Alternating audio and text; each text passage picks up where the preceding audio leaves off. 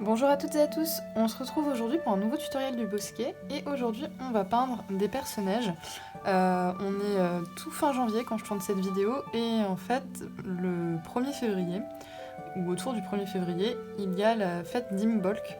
Donc Imbolc c'est une des 8 grandes fêtes païennes de la roue de l'année et c'est la fête qui permet le passage de l'hiver vers le printemps, donc qui marque la transition entre ces deux saisons puisque les journées commencent à rallonger, les températures à augmenter un peu et les premières fleurs à sortir de terre.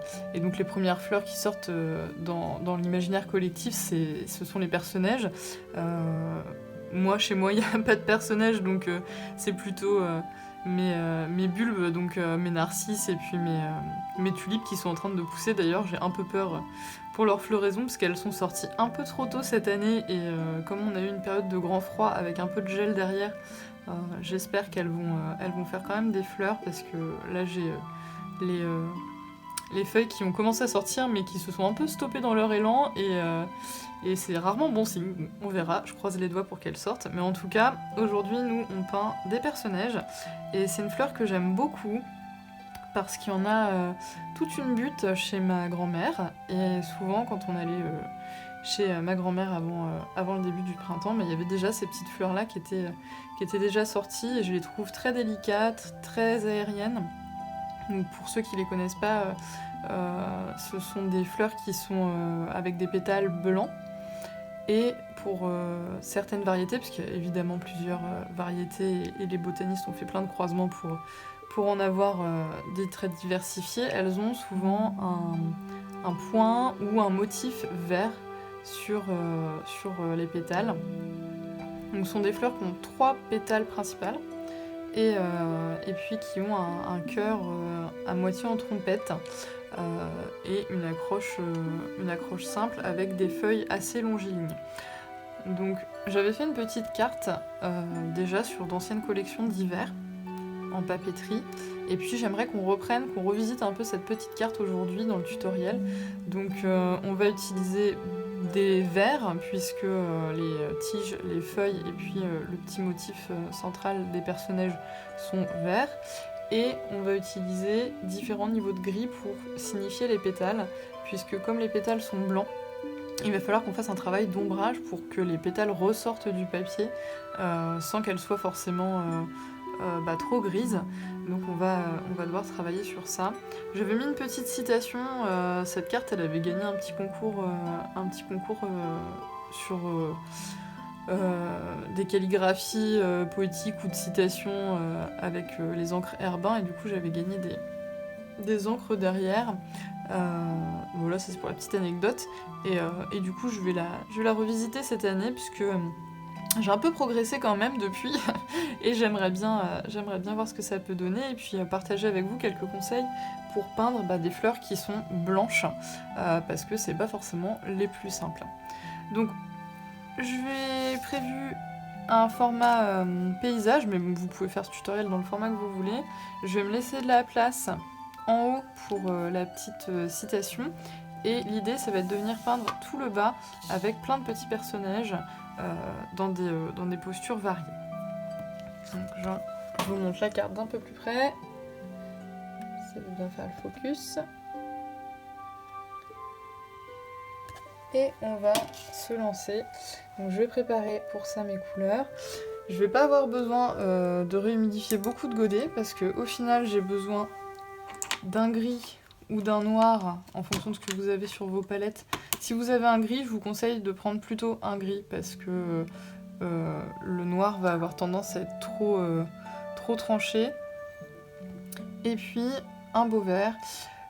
Donc je vais prendre un vert assez profond, je vais prendre Exotique de chez Manon parce que c'est mon chouchou un petit peu, mais vous pouvez varier les verts. Alors sachant que le vert du personnage est assez profond, mais certaines variétés ont le petit point au centre qui est assez clair, donc n'hésitez pas à varier un peu la teinte du vert que vous allez utiliser.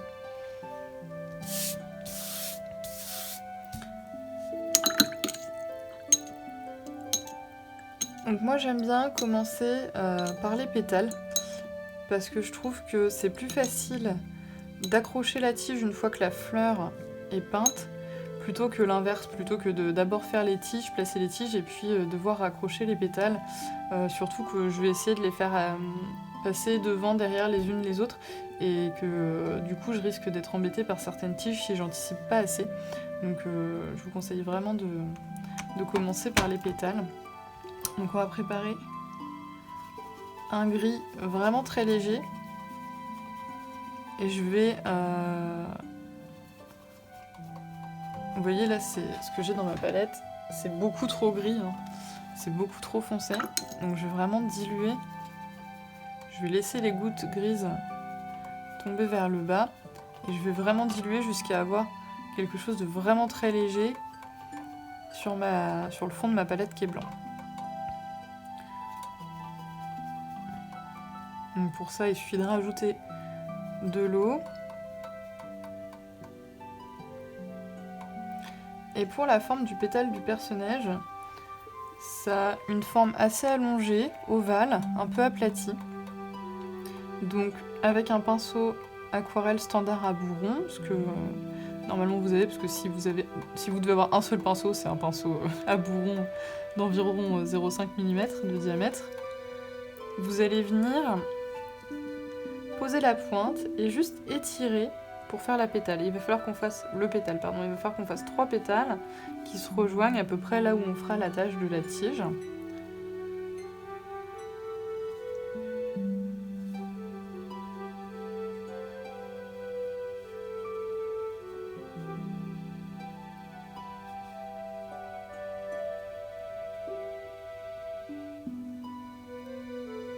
Je vous conseille, vu qu'on est sur des couleurs qui sont très pâles, de travailler avec un pinceau qui va être bien chargé pour que vous voyez l'humidité.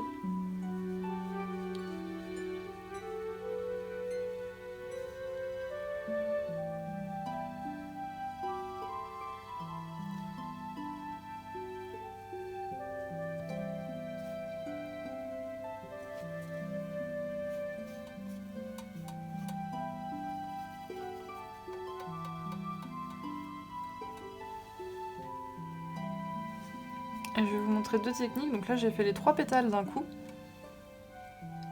Et pour les autres, je vais vous montrer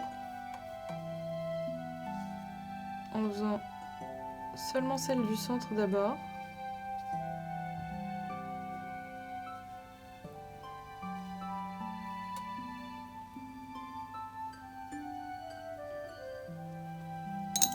En venant la sécher, en rinçant et en séchant votre pinceau sur un linge humide. Et en venant boire, vous avez la couleur qui s'éclaircit pour pas qu'elle soit trop grise.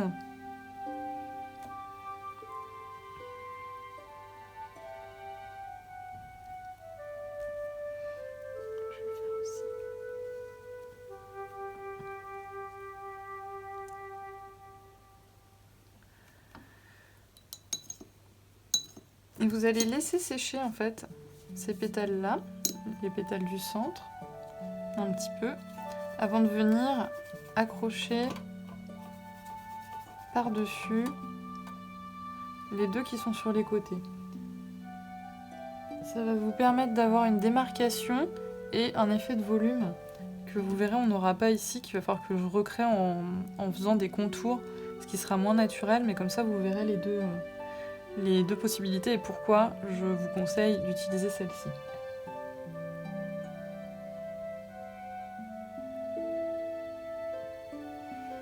Donc, comme j'ai bu, ça sèche assez rapidement. On va repartir de là où le premier pétale est, et on va venir accrocher les 2 suivants. Vous pouvez plus ou moins ouvrir ou fermer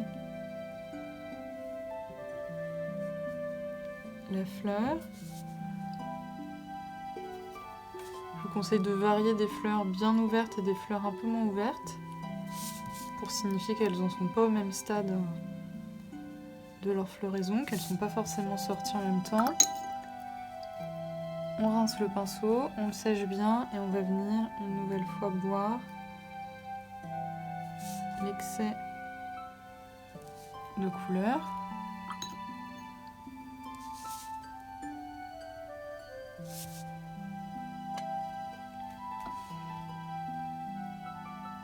Alors plus vous faites ça rapidement, plus vous allez avoir une couleur qui va être claire, parce que plus vous allez pouvoir rattraper des pigments qui ne sont pas encore intégrés à votre papier.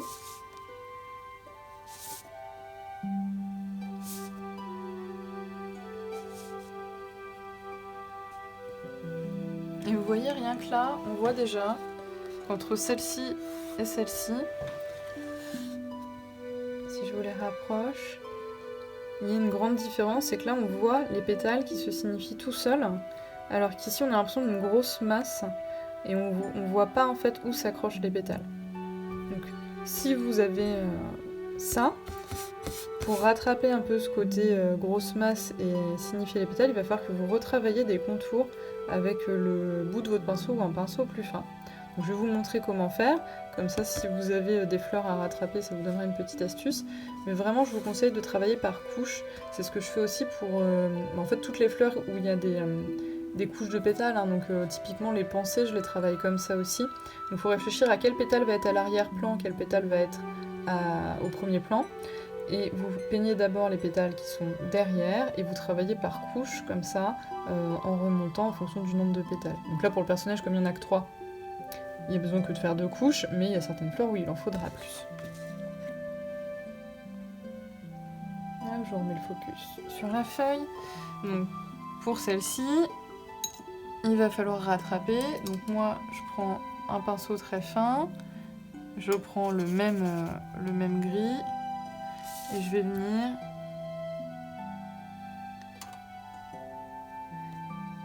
dessiner le contour de mon pétale en ombrant légèrement.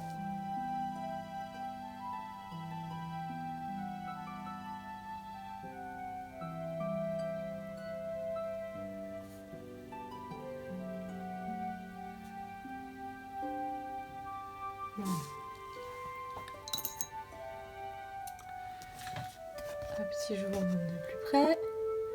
Donc on a quand même là les pétales qui vont ressortir, mais c'est moins fin, c'est moins délicat qu'en faisant comme ça. Donc je vous conseille vraiment de travailler par couches. Vous aurez des choses bien plus délicates et plus naturelles. Donc je vais répéter l'opération autant de fois que je veux de personnages.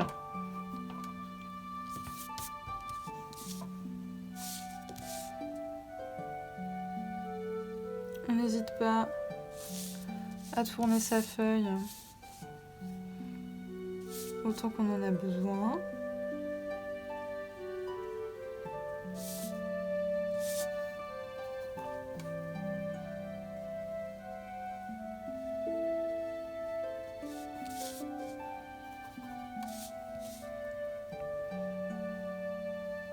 On peut faire des personnages qui sont vraiment très bas sur le papier, ça pose pas de problème.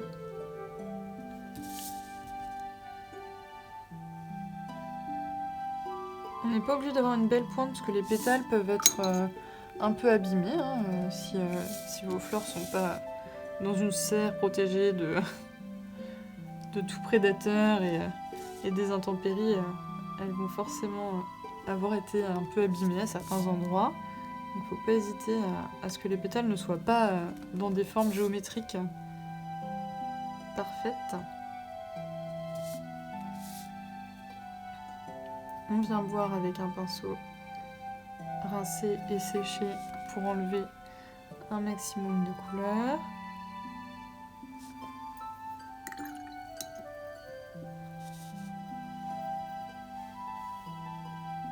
On laisse un peu sécher pour être sûr que la couleur de la pétale du centre ne migre pas sur ceux du dessus.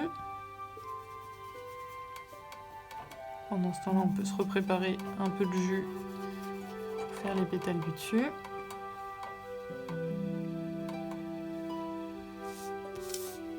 Et on vient les ajouter tranquillement.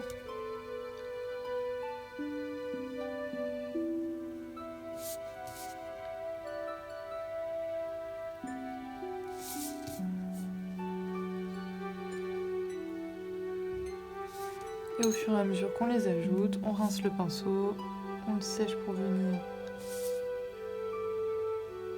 tranquillement éclaircir la couleur.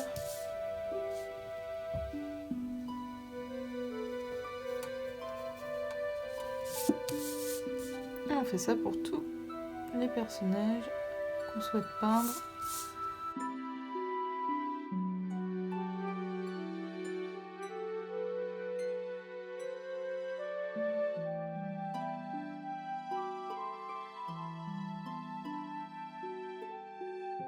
Comme toujours, je vous conseille de peindre un nombre impair d'éléments, puisque c'est ce qui flatte le plus l'œil.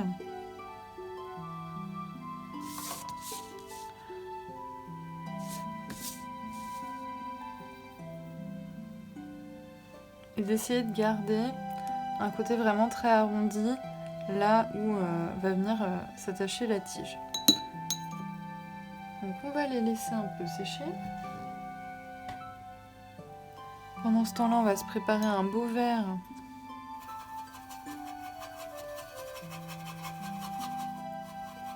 pour les tiges et les feuilles.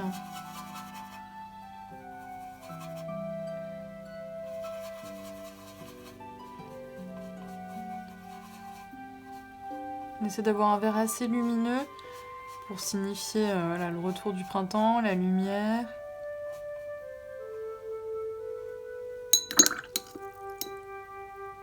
Et vous pouvez soit travailler avec un pinceau à bourron voilà, 0,5 mm, en travaillant bien sûr la pointe, vous pouvez avoir des choses assez fines, ou vous pouvez prendre un pinceau plus fin si vous le souhaitez.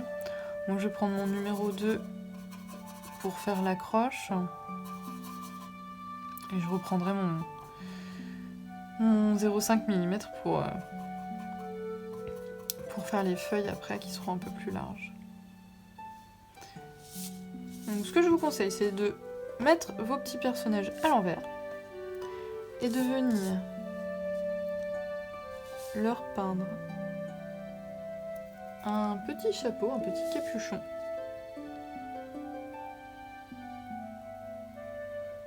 Donc un peu comme un demi-rond. Là où les pétales se rejoignent.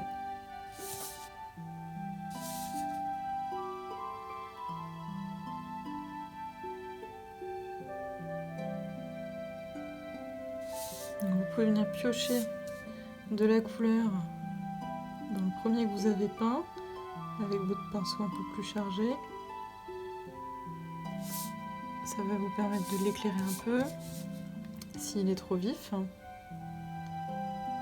plus votre fleur va être ouverte, plus ce petit chapeau va être étalé à sa base.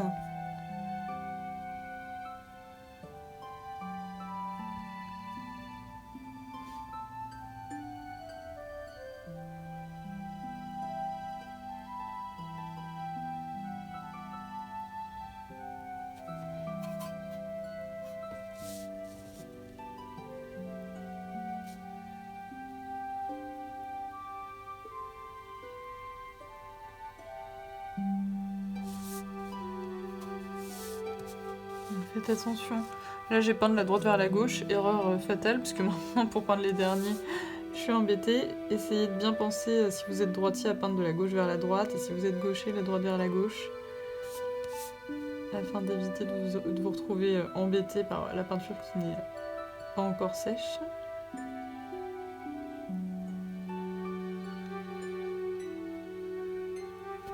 Donc voilà, là, ils ont tous leur petit capuchon, et l'idée, ça va être de peindre la tige à partir du bout du bord le plus éloigné en fait des pétales de votre capuchon, de faire un arc de cercle et de redescendre.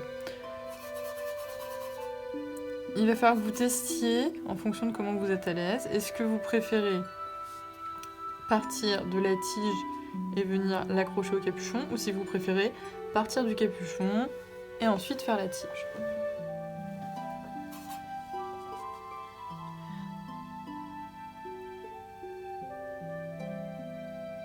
Moi j'ai tendance à préférer partir du capuchon commencer mon arc de cercle et ensuite descendre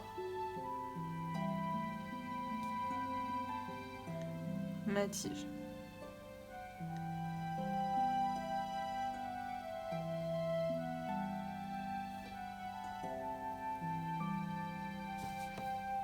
Donc, on fait passer les tiges de certaines fleurs derrière les pétales. Donc on essaie de frôler le plus près possible le pétale derrière lequel on passe. Et on essaie de varier les sens des tiges en fonction de l'orientation des fleurs. Hop. Pour avoir des tiges qui passent par la gauche ou par la droite.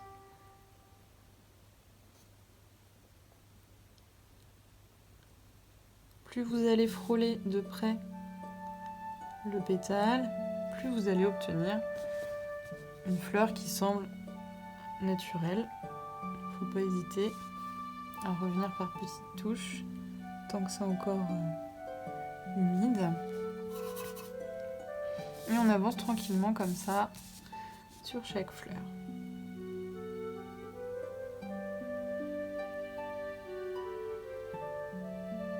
Bon, essayez pas d'avoir le compas dans l'œil, hein. C'est pas du tout utile que vos fleurs elles aient la même inclinaison, le même arc de cercle. Au contraire d'ailleurs, parce que dans la nature, en fonction de l'inclinaison de la pente, du terrain sur lequel elles poussent, du vent, etc., elles vont pas avoir la même inclinaison. Essayez de travailler finement en haut et quand vous avez des tiges qui sont un peu plus longues, de les évaser un peu en allant vers la terre.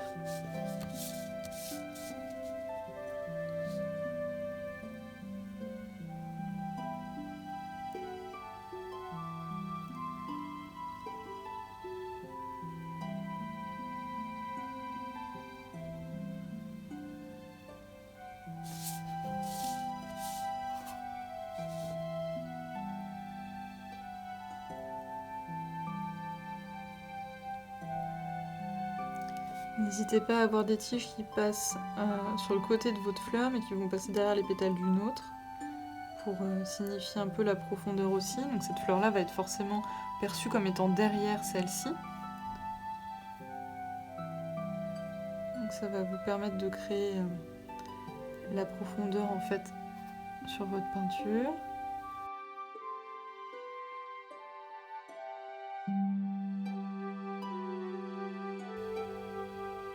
C'est l'étape que je trouve moi la plus délicate de ce tutoriel parce que faut y aller tranquillement pour ne pas passer devant les pétales.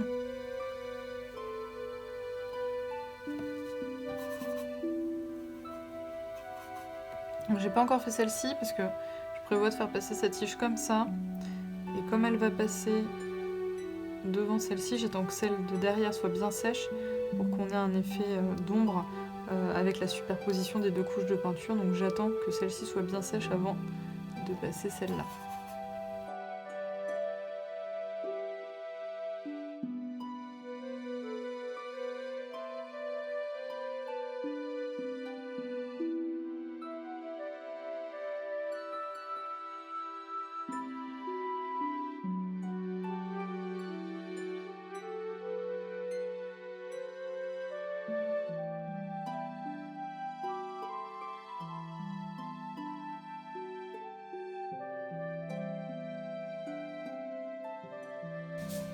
Maintenant que cette tige là est bien sèche, je vais pouvoir passer devant avec celle-là.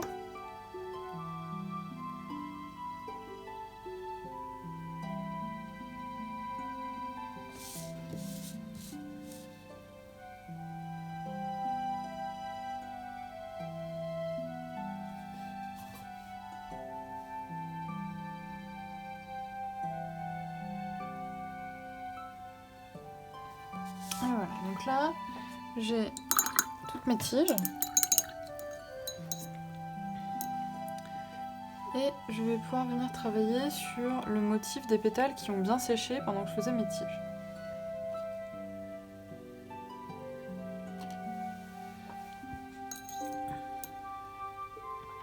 Donc pour savoir quel motif faire, je vous invite à regarder des photos de référence si vous n'avez pas de personnage dans votre jardin, afin de regarder un peu comment sont placés les motifs, est-ce qu'ils sont sur tous les pétales ou pas, est-ce qu'ils sont aux pointes des pétales, en haut, au centre.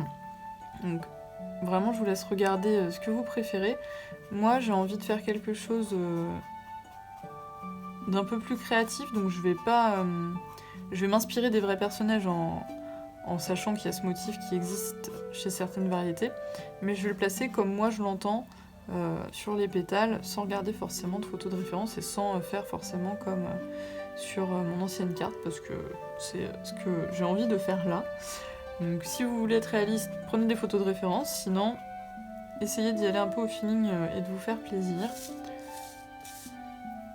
Donc moi je vais juste vous symboliser le motif sur le centre de la fleur, puisque pour moi c'est un peu la petite lueur d'espoir. Donc le vert c'est la couleur de l'espoir si vous êtes un peu dans la signification des couleurs.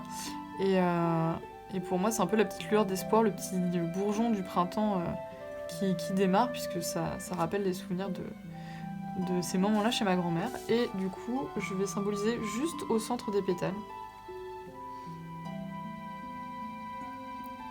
des petits traits très légers.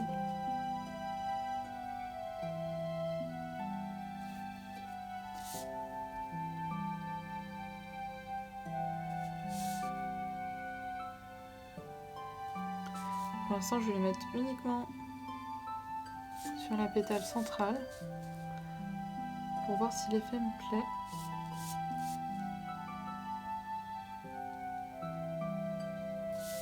Alors, je fais pas les traits de la même longueur et de la même épaisseur en fonction de l'ouverture de ma fleur pour varier.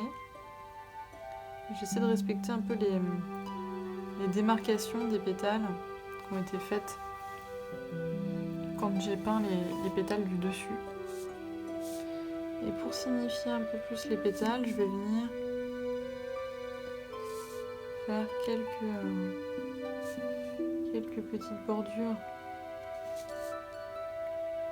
très légères au vert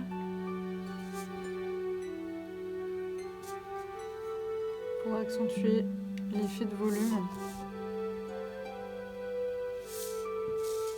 sur mes fleurs.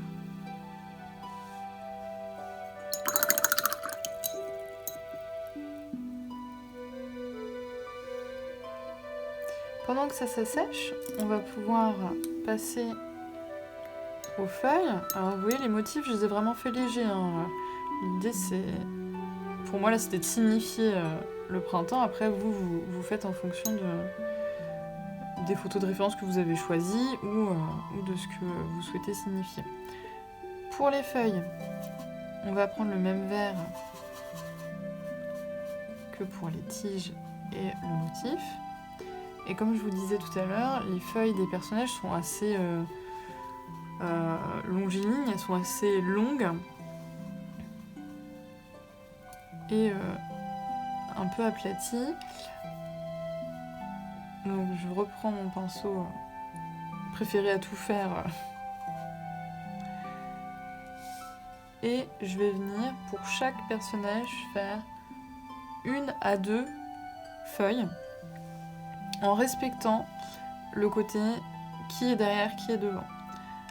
Pour ça, je vais d'abord peindre les feuilles qui sont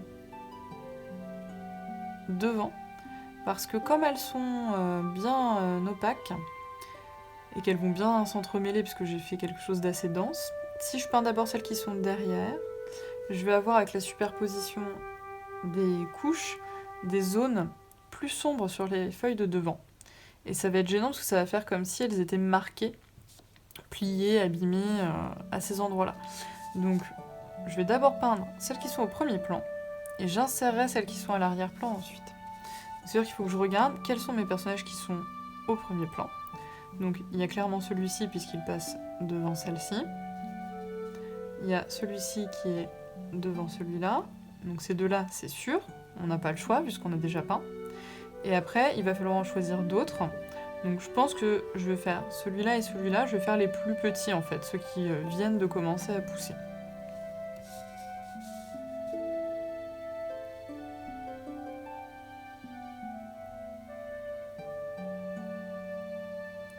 Donc je vais peindre juste la silhouette au départ et je vais venir ensuite faire le contour des pétales tranquillement puisque je souhaite que mes feuilles passent derrière mes fleurs pour qu'on voit bien mes personnages.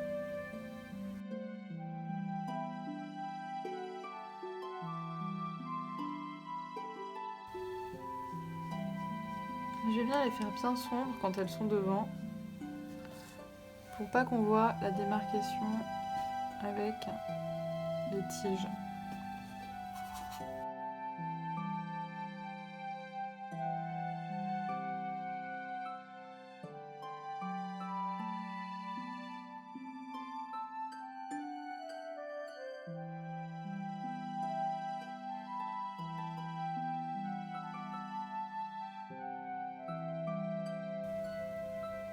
Comme tout à l'heure pour les inversions droite-gauche, gauche-droite des tiges, n'hésitez pas à varier aussi si vos feuilles sont plutôt à droite ou plutôt à gauche.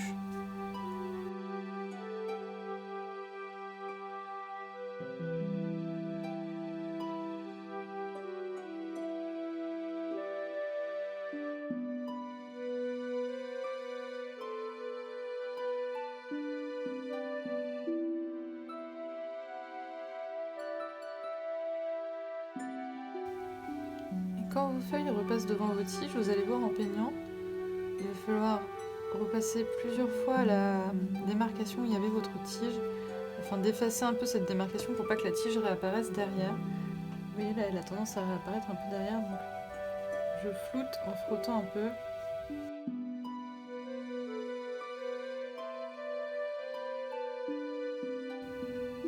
Pareil, moi je retourne beaucoup mes feuilles pour être précise et à l'aise dans mon geste, donc faut pas hésiter à le faire. On floute la tige.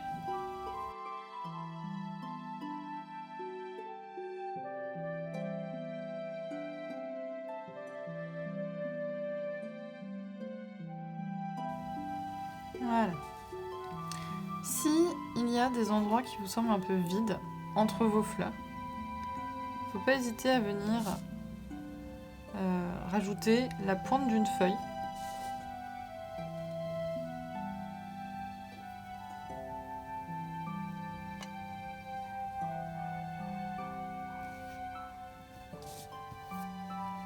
Pour remplir un peu l'espace. Faut pas le faire de trop partout pour que ça reste naturel. Vous pouvez venir rajouter 2-3 pointes.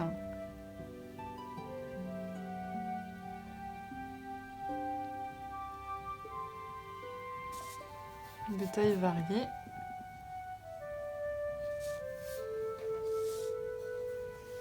Pour remplir un peu les blancs.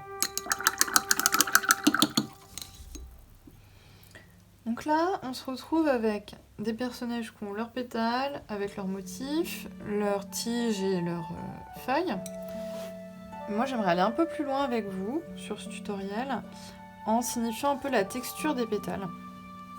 Et pour ça, on va venir strier légèrement les pétales des personnages avec le même gris qu'on a utilisé pour faire les pétales et en faisant des marques très légères.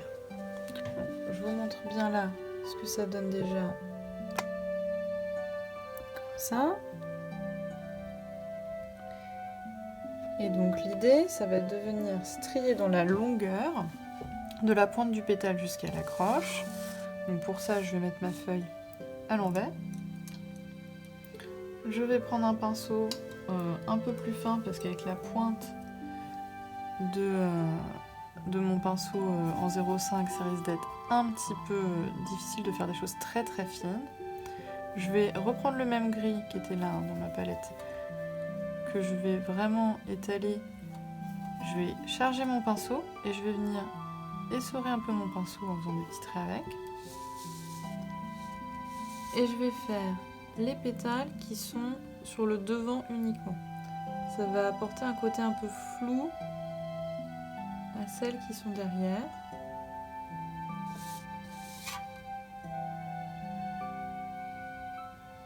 Et accentuer le volume.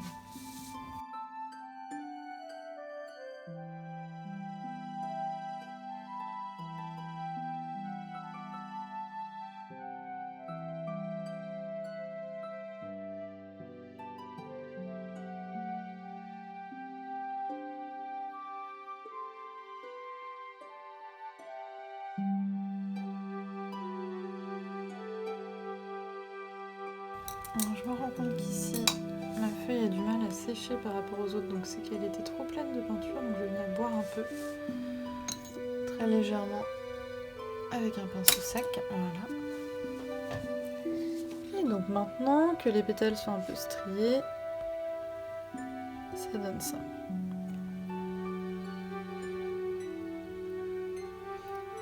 Donc en séchant, ça va être un peu plus clair, ça va un peu se flouter, se fondre dans les pétales. Et ça donne vraiment un peu de texture à votre peinture. Donc c'est une étape qui n'est pas obligatoire. Moi je la fais vraiment que sur les pétales du premier plan, donc celles qui sont devant, afin de flouter vraiment l'arrière-plan et d'avoir un effet de volume qui ressorte un peu plus. Après, vous pouvez aussi tester de le faire sur l'intégralité des pétales pour voir ce que ça donne. Ça donne aussi un côté, les pétales qui sont striés sont celles où on voit l'extérieur du pétale, et celles qui ne le sont pas sont celles où on voit l'intérieur du pétale. Donc ça permet d'avoir une différenciation en fait pour l'œil qui est plus facile, et de faciliter la lecture en fait de la profondeur et de votre composition. Donc je vois que j'ai fait une petite tache ici, certainement en retournant tout à l'heure ma feuille. Je vais venir avec mon pinceau nylon l'estomper. Donc j'humidifie juste la tâche pour diluer les pigments, et je viens nettoyer mon pinceau sur mon chiffon qui est sur ma palette. Et voilà, ma tâche a disparu. La petite astuce quand vous faites des tâches sur vos feuilles. Donc là, je vais vraiment bien laisser sécher à 100% ma peinture pour être sûre de ne pas l'abîmer en venant calligraphier au-dessus. Et après, je viendrai calligraphier mon petit message en haut de ma feuille. Donc, ce qui est bien avec ce format-là, c'est que je vais avoir plus de place que sur ma petite carte initialement. Et pendant que ça sèche, je vous montre la différence de résultat. Là, on a cette collection-là, c'était la première collection d'hiver du Bosquet. Mais je crois que je l'avais peinte pour le printemps des poètes. Donc c'était au printemps de la première année. Donc ouais, ça fait 1 an et demi d'écart entre les deux.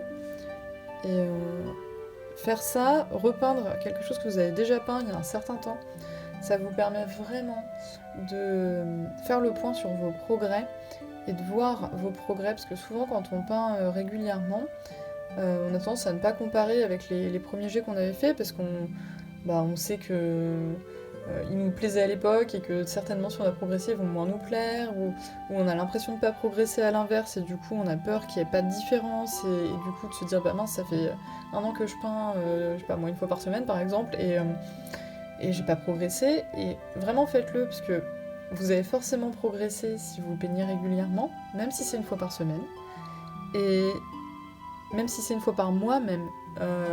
Plus vous êtes régulier, plus vous allez progresser, mais même si c'est 1 fois par mois, 1 fois par semaine que vous peignez, vous allez forcément avoir fait des progrès sur 1 année par exemple, ou sur 6 mois. Et repeindre un même sujet avec quelques mois ou 1 an d'écart, ça vous permet de vous prouver que oui, vous avez progressé. Et mine de rien, ça fait du bien de voir que les efforts qu'on fait paient. Et moi là, je suis très satisfaite de voir le rendu de mes pétales. J'ai plus ce côté tache floue que j'avais. Et aujourd'hui, je sais que j'ai aussi progressé en écriture, donc ma calligraphie sera certainement plus belle à la fin. Enfin, je vous laisserai en juger quand j'aurai fait l'écriture. Mais vraiment faites cet exercice une fois par an, hein, c'est pas la peine de le faire trop, mais une fois par an vous vous dites bah voilà ce sujet-là je le repeins. Gardez le même d'une année sur l'autre et vous verrez ça fait du bien au moral de voir qu'on progresse quand même petit à petit. Moi la première année je l'avais fait avec les pensées, parce que c'est une fleur que j'aime beaucoup. Et ça avait vraiment rien à voir et je l'ai fait sur 3 ans et les 3 rendus que j'ai sont totalement différents. Et je vais le refaire cette année au printemps pour voir l'évolution encore parce que ça me permet aussi de voir que quelque chose qui me satisfaisait il y a un moment, parce que quand je les imprime sur carte, c'est que j'étais satisfaite à cette période-là, aujourd'hui peuvent être améliorés et puis même si vous en faites que pour le plaisir de vous faire du bien et que vous n'avez pas du tout l'idée de vous professionnaliser ou quoi que ce soit, et ben ça fait du bien de voir un petit peu les progrès qu'on fait par soi-même ou en prenant quelques cours seulement ou juste des tutos sur internet parce que on n'a pas forcément les moyens de se payer un cours régulier ou un atelier. Et je vous invite à le faire et si vous le faites à m'envoyer des petites photos de avant-après parce que franchement ça me fait plaisir de voir ce que vous faites des tutos et puis de voir vos progrès aussi. Je laisse tout ça sécher et puis je reviens après pour vous montrer la petite calligraphie. Je vais certainement vous la faire en avance rapide et puis on fera un petit bilan. Voilà, c'est sec. Donc on va pouvoir tranquillement calligraphier notre petit message au-dessus. Si vous avez peur de ne pas écrire droit, comme d'habitude, je vous conseille de tracer des traits à l'avance ou alors d'utiliser un laser. Moi, c'est un des prochains investissements que je fais parce que quand on gomme, les traits, c'est jamais parfait. Donc, je vais me faire quelques traits pour être certaine d'être bien droite.